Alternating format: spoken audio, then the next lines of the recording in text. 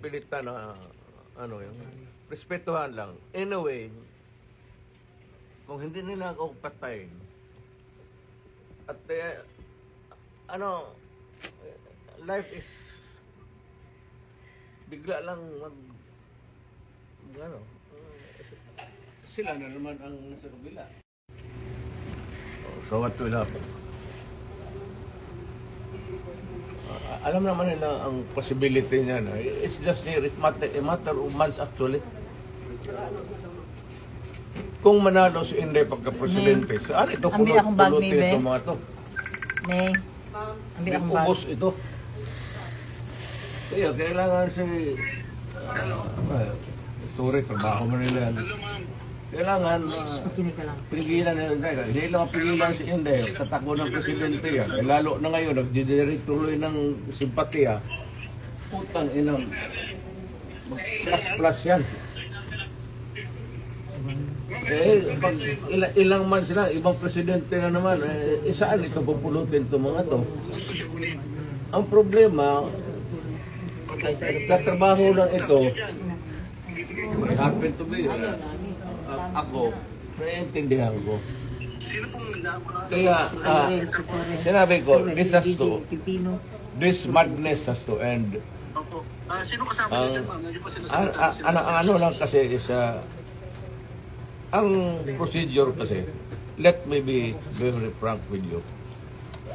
When you are placed under arrest, you have to submit to the person in authority making the arrest. Then, when you are already arrested and maybe detained, then you have to start the machinery of justice roll. You go to the Supreme Court. Pag hindi, ako, dumaan ako sa lahat, okay na sa akin. Well, nothing to lose na ako. Nothing to lose, absolutely nothing. Hindi ba rin ako sabihin mo kulong ng habang buhay? Wala ako. Inciting to sedition. Hindi inciting to sedition. Inciting to sedition. Kaya mag-against ICC. Kalimutan niya ulit. Sa Hague. We are not signatory sa ICC. That's what they're doing now. Hindi ako. Yan ako hindi papayag. I am a Filipino. You are all Filipino citizens. Ako, pag nagkasala, you prosecute me in Philippine courts with the Filipino judge, the Filipino prosecutor, and magpakulong ako dito sa bayan ko. Kung sakali. They're preparing you to bring you to the Hague. I am sure. I am very sure. I'm a lawyer. Abogado ka man. I am sure the Supreme Court will rebuke them. Baski na hindi tayo magkigay niya, the Supreme Court will rebuke them. Tignan mo. Hindi pa bayad ako. Wala tayo extradition treaty.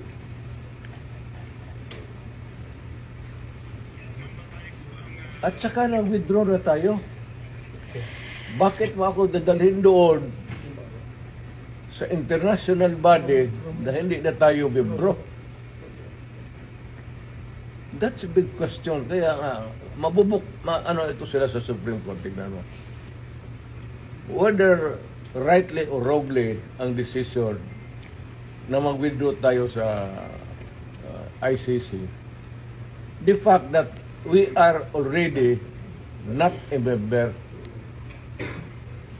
So, dapat intindihin ng mga abogado yan, pati sila, they should, ito naman, Bernardo, ask them seriously again. Kasi, malapit ka na mag-retire. So, just ask them, sigurado ba kayo dito? Kasi hindi na tayo membro ng ICC.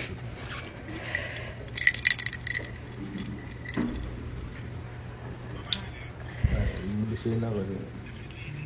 Eh, sabihin lang rin, drama. Hindi, alam sabihin mo, hindi, sabihin mo totoo, hindi alam nila yan, matanda ka na kailangan mong opisina.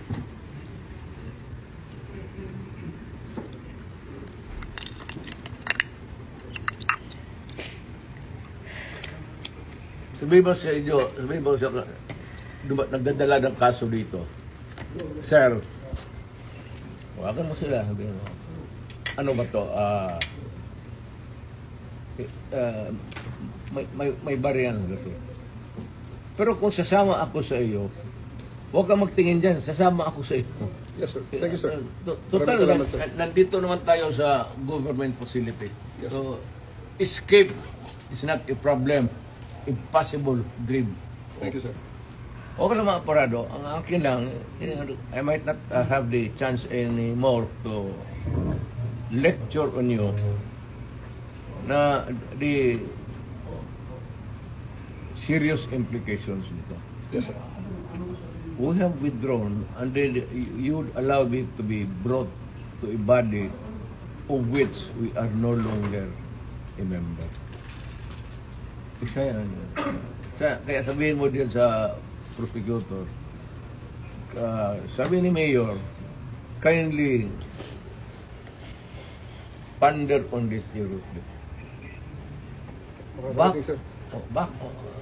Alam mo man, nabasa mo man siguro, withdraw na tayo. Maraming, sir. So, bakit mo ako dalhin doon sa international body na hindi tayo membro?